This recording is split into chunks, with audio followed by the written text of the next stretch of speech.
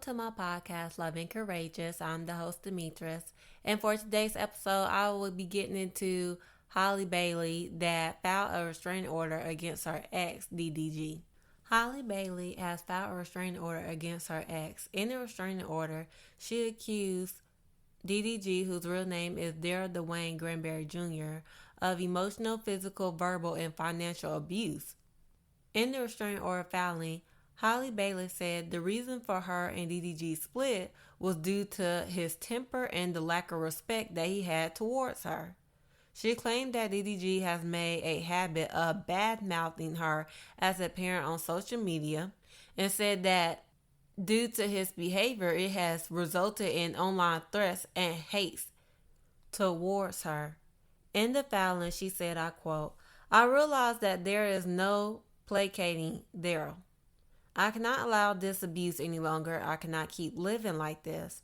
I never know when he is going to demand our son to be in his mother's care and whether I will be subjected to his threats and abuse." Now, due to the alleged abuse that Halle has accused DDG of, she also demanded that there be no contact between her and DDG and that he stay away from her and their son.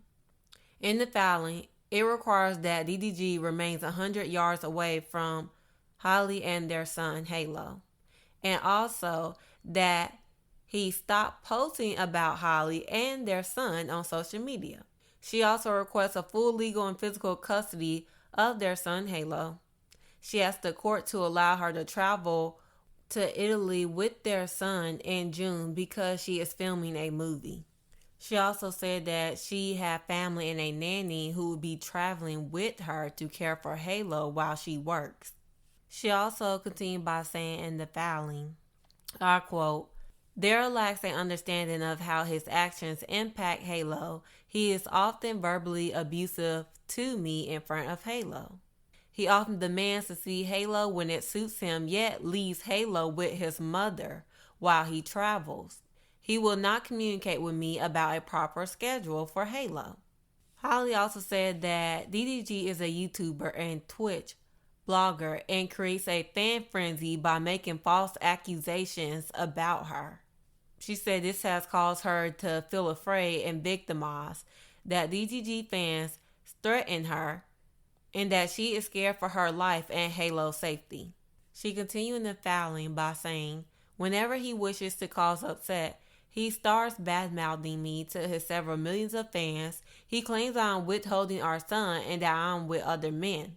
As a result, I then receive threats and hate on social media. He seems to try to set up drama for his fans. He goes on live ranting about me and alleges that I'm keeping Halo from him. This is false. I have requested a set schedule, which he refuses.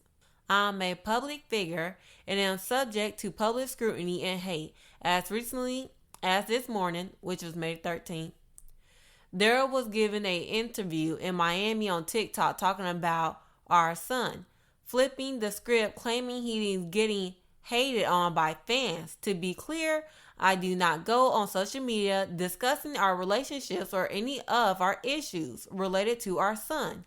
Only he does that. I have asked him to stop this behavior," he continues. "He gets paid for his hits and this creates hits for him." She also said that DDG calls her profanities including bitch and also calls her evil. She said that she has had issues with DDG regarding custody ever since they broke up, and that he makes last-minute demands but will not commit to a regular schedule. She said, I quote, "I never know when I will get Halo back or where he will be." She also said that there has been a few occasions where DDG has been physically violent with her. One is back in January the 18th, where she said DDG came to her home to get their son. She said she was helping put Halo in the car seat and that DDG told her, I quote, "Get out of my car, bitch." While Halo was crying, she said she repeatedly pleaded with DDG to stop calling her a bitch. And she said she felt very nervous that he was taking Halo with him and was very agitated. She did not feel safe leaving Halo with DDG in the state that he was in. She also said she wanted to know when DDG would bring Halo back, but DDG did not answer. She also said that the argument escalated, which led to things getting physical between them. She said they fought each other, wrestled, and tussled. She said at one point Daryl was pulling her hair and then slammed her face on the steering wheel, causing her tooth to be chipped. And she said then she stopped fighting back because she was in a lot of pain. So after that happened, she said that she stayed in the car while DDG drove back to his home. And the reason why she stayed in the car because she did not feel safe leaving Halo alone with his father. Once they got back to DDG's house, she told DDG family what had happened and then she left. She also took pictures of the alleged chipped tooth and the bruises marks. Another incident that was filed in the restraining order is on March the 3rd when DDG had Halo. She claimed that when she was away from home, DDG came to her home and entered her home without her permission. She said that DDG do not have a key to her house and that she has a ring footage that shows DDG entering her sliding door on the side of her home and going upstairs. She continued by saying that her ex went into her bedroom and took a photo of her empty bed and texted her and said, I quote, "Now I know what you've been on, LOL." She also said a couple of days later, DDG came over again while her and Halo were sick. She said she made it clear that she did not want Halo to leave, which made DDG upset. She said he raised his voice and became verbally abusive towards her, hurling bad names at her, and this led up to DDG locking her out of her own home. She said he grabbed her phone and threw it out of his car while he drove off and said, I quote, "Go get it, bitch." She said she then filed a police report after the incident. Also, there is a picture that is showing allegedly the text messages that DDG has sent to Halle. And it says, I quote, I'm reading it from the picture that it says, and also it has the image of her bedroom in it. It says, "Me and Halo is at the front door. Can you answer? If you're not home, just say that." Then it's where he sent a picture of her bedroom and it says underneath, "Now I know what you've been on, LOL." And under that message, it said, "You can pick Halo up from George. I have to go work." Halle has said, I quote in the filing, "This lack of schedule and Daryl's random demands cause me great distress. I am a singer and actress. I'm often on set or having to arrange my schedule ahead of time. I must be able to work. People threatening me and this create fear for me." Also, another night that she has mentioned is on May the 5th, the night of the Met Gala. Daryl started up again online. She said he went on his Twitch channel, voicing that he was unable to see his son, implying that she was keeping Halo from him. She continued by saying DDG created a firestorm of media around freeing Halo from her. She said she was not able to concentrate or be present at the Met Gala because she was worried about the situation again. She said in the filing, I quote, "I have noticed a pattern of Daryl doing this when I have events related to my career, although I'm trying to work hard to provide for our son." She also claimed DDG caused issues when she went on a short vacation with her sister. She said he accused her of being with other men and posting about her relationship with other men. She also texted Daryl, denying the claims. Now, a hearing for the case is scheduled for next month. But one thing I do want to mention is that when DDG dropped Halo off at Holly's house and she wasn't there, okay, so they said that DDG, he wasn't supposed to drop Halo off until the afternoon. He was at her place in the morning, hours before he was even supposed to drop Halo off. So to me, why are you dropping your son off hours before you're supposed to, knowing that she's not home?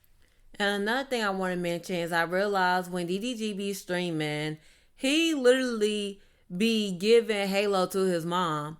So I think it's funny that he be complaining that he don't get to spend time with his son and that he don't get to see him. But when you have him, you be streaming. So put the camera down, spend time with your son. But also another thing is that when he allegedly dropped Halo off hours before. So here's the one thing. Okay, why are you dropping him off hours before? You could have been spending more time with your son. But like I said, he always complaining, oh, he don't spend enough time with him. Okay, well, why you dropping him off hours before? You could have spent those extra hours spending time with your son, talking about something he got a word. Boy, you are a YouTuber. Literally, he act like he gotta work every freaking dang on day. You are a YouTuber. This man made millions of freaking dollars. You do not have to work every single freaking day. This man don't work no 9 to 5. Not only that, but you can stream when you don't have your son. That's the thing. When he do have him, he could be spending that time with Halo, but instead, he'll rather do whatever the heck he want to do. And then when he do have him, that's when he be streaming. Okay, so I'm not getting it. You can literally stream when you don't have them. And when you do have them, spend time with your son. It's that simple. It's not that hard. But don't complain that, oh, you don't be spending no time with him. Or that when you hand them off to your mom. And then you over here dropping him out hours before. That don't even make logic sense. And another thing I want to mention is when people are saying that they don't believe Halle. And I'm like, well, one, to get a restraining order, you have to have proof. I don't think people realize that, but also, I don't think that's exactly why a lot of people don't believe her. I think one of the reasons why, because one, she is a woman. Some people do not like women, and especially when it comes to domestic violence cases or anything, some people literally always like to blame the women. Also with DDG, spreading lies saying that, oh, like, she hadn't been letting me see my son, blah, blah, blah. I feel like he literally created the narrative. Like, he controlled it by standing there lying and saying, oh, she's not letting me see my son. But the one thing I think is so funny, because when he was on live months ago saying that he hadn't been able to see him and that she be getting mad when he be going on these dates with these girls, saying that it's just work. Well, one thing that you did not tell your fans, that you put your hands on her. He left that part out. So why wasn't we informed that you put your hands on her, you dragged her by her hair, also you slammed her ring camera? I mean, sweetheart, she has to have proof of those things. That's why she was able to get that restraining order. And also, I think it's so funny how he left out the part where that he literally, allegedly broke into her home, but you're over here talking about some that she's upset that you going on all these dates with these girls, but you're accusing her of messing with other men. So who's telling the truth? Because I already know DPG is lying when he said that, oh, she ain't let him see his son and stuff. I know for a fact that's not true, because he be posting him. Well, he can't post him no more, but he be posting him before all this happened. But I just think it's funny that he left all that other stuff out. That's so funny to me. He didn't want to tell nobody what he did. No, tell the full story. Cause it's so funny. Like, it makes sense now, because when he was saying that he don't want to take it to court and he gave that stupid, pathetic excuse, no, that's not why you don't want to take it to court. He didn't want to take it to court because he knew he put his hands on her. And so before the shit got out, he had to go on his damn YouTube page and be like, oh, she ain't letting me see my son, all this other bull crap. No, that's not it. Now we know why he didn't want to take it to court. And so he tried to control the narrative and make his own self look good. No, what about you step up and own up to what you did? You shouldn't have put your hands on her. But his fans are going to believe him. But me personally, no. I don't believe him because that boy literally lied. He literally stood there and talking about something. He didn't have been seeing his son in months, but you literally posted him weeks before. You literally was there at his birthday. So what are you talking about? I feel like another reason why some people don't believe her because they be like, oh, these girls always wait until after their relationship breaks off, for them to come out and be like, oh, this person has been abusive towards me. And people are saying, why didn't she then leave? Why did she have a kid with him? Well, if y'all do the math of that relationship, that girl got pregnant less than 8 months into the relationship. So therefore, the abuse probably didn't start until during her pregnancy or maybe afterward. Y'all gotta realize that girl did not know him. Like, she literally got pregnant right off the bat. I was like, dang, like, y'all don't realize they started dating in 2022. That baby was born in 2023. Do the math. She didn't know him. She didn't even do her freaking homework. And so, like I said, like, when you're in a relationship with somebody, people gotta realize this is why you don't move fast. It takes months for you to see their true colors. The first year is, they call it the honeymoon phase. That girl was already pregnant. So that's the issue. She did not do her homework. And this is why people honestly, truly need to start taking relationships slow. Stop moving fast. Take it slow. Get to know your partner. Now that's all that I have to say about the whole situation. And now I'm going to get into the Black History Fact for today. The Black History Fact will be about Moremi Ajasoro. She was a queen that lived in the 12th century and was born a princess who later became queen of the Yoruba tribe. She hailed from Offa and was the wife of Moremi, the heir to the king of Ife, and founding father of the Yoruba tribe, Oduduwa. During a period in the ancient Yoruba land, the people of Ife were enslaved due to numerous wars and defeats by a neighboring tribe called the Igbo people, also referred to as the Forest people. These Igbos have no relation with the contemporary Igbos of modern-day Nigeria. During Moremi's reign as queen, they faced the prolonged issue of Igbo raiders dressed completely in raffialis, disrupting and looting markets in Ife, and selling the people of the kingdom into slavery. The Igbo were perceived as an unbeatable enemy, as they were not only seen as spirits, but were thought to have carried a supernatural source of power, which put them at an inequitable advantage. They were even referred to as demon gods by some due to their frequent raids on the people of Ife. As a result, the Ife people attempted to defeat their adversary by appealing to their ancestors through sacrificial offerings, but their efforts were futile. Asi Morin, and due to her abundant riches, she hastily vowed to make the greatest sacrifice possible if she could discover the strength of the forest people and save her kingdom.